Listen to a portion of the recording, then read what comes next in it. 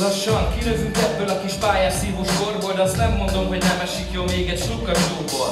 Azt pedzegetem, még a tüdőm edzegetem, hogy a testem többet akar, a fű már nem elég nekem. Gondolj csak bele, mekkora repülés lenne, hogyha vennénk egy pak purit, na az jól tacsra tenne. Nem voltatok komolyan.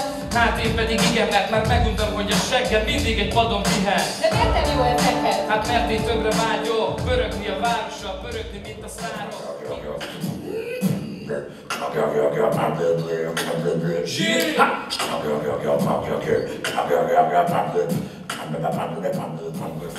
Van itt olyan közünk, kinek 8 osztályos híze a spanglit úgy tekeri, hogy rögtönbe sír. Hívok-e valamit a depressziódra? Nesze neked menjen nyomd a csukródba, ha más kell, kicsi haver, hallgass rá.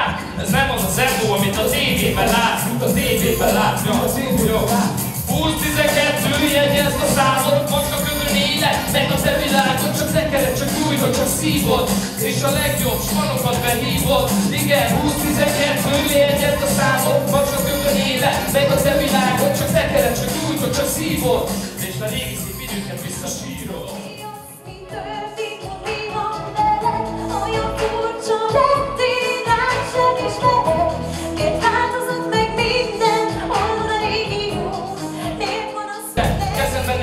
És a másikon már gyújtom a jointot a számba, és azt a falat meg fújom. Kitöltés, konkur, meg 3B.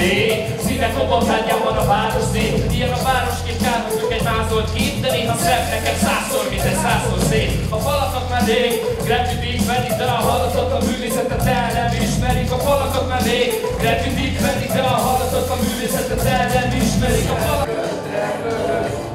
Egy holtehető táncol egy tündérbe arcán fehér, messze teste és micsoda kép.